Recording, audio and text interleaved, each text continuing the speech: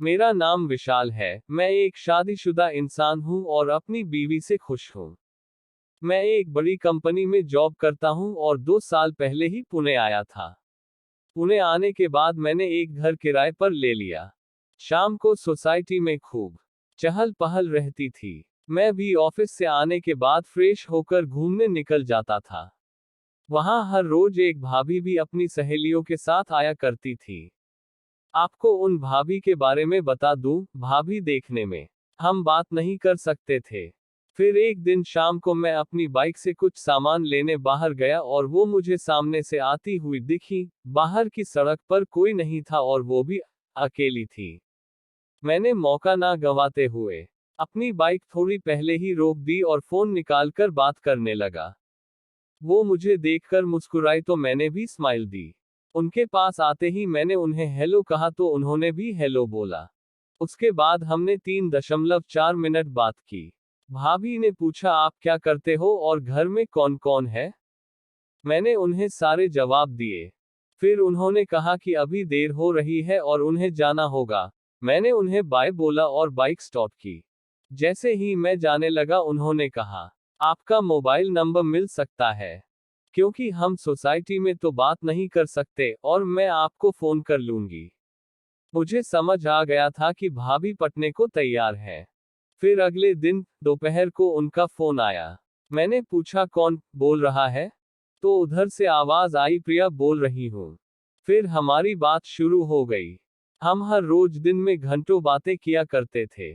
धीरे धीरे हम एक दूसरे से सब कुछ शेयर करने लगे और हमारे बीच वो की बातें भी होने लगी। मैं आपको बता दूं कि भाभी को एक 6 साल का लड़का भी है और उनकी उम्र 34 साल की है। फिर धीरे धीरे उन्होंने बताया कि अब उनके पति ज्यादा वो नहीं करते, वे हमेशा काम में बिजी रहते हैं। मैंने मौका देखकर उन्हें बोल दिया कि क्या इस काम में आपकी कोई मदद कर सकता हूँ? तो उन्होंने कहा, आप क्या कर सकते हैं? मैंने कहा, आप कह कर तो देखिए। फिर भाभी ने कहा, ठीक है, सोच कर बताती हूँ। कुछ दिनों तक हमारी नॉर्मल बात चलती रही और एक दिन अचानक से उन्होंने बोला कि मेरे पति 2 दिन के लिए बाहर जा रहे हैं, क्या हम कहीं बाहर चल सकते हैं? मैंने जानबूझकर पूछा, बाहर किस लिए चलना है भाभी? भाभी बोली, मदद करने का वायदा किया था, अब भूल गए हो क्या? मैंने हंसते हुए कहा, बस कंफर्म कर रहा था। भाभी बोली, अब जल्दी से बताओ भी, बहुत आग लगी है। मैंने पूछा, बेटे का क्या करोगी? तो उन्होंने कहा, उसे उसकी नानी के घर भेज दूंगी। मैंने कहा, कहाँ चलना है? तो वो बोली, लोनावाला चलते हैं। मैंने कहा, ठीक है। उन्होंने कहा, होटल मैं बुक कर दूंगी। फिर 3 दिन बाद उनका पति दोपहर को निकल गया और शाम तक वो अपने बेटे को भी अपनी माँ के यहाँ छोड़ आई।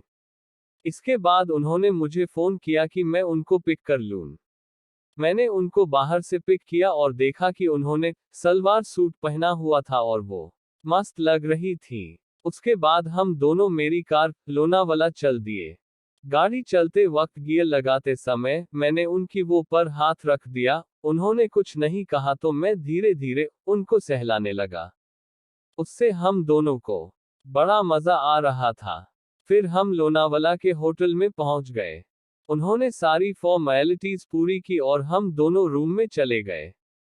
रूम में जाते ही मैंने भाभी को पीछे से पकड़ लिया।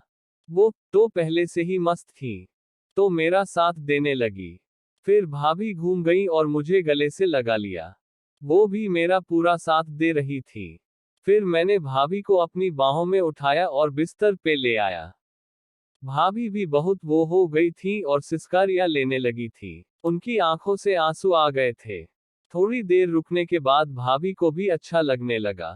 भाभी भी मेरा साथ देने लगी। मुझे भी बड़ा मजा आ रहा था। अब तक वो 3 बार हो चुकी थी। उसके बाद हम दोनों उठे और बाथरूम में गए और एक दूसरे को साफ किया।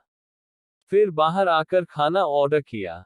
खाना खाने के बाद हम थोड़ी देर बाहर घूमने चले गए और रात के 11 बजे वापस अपने रूम में आए।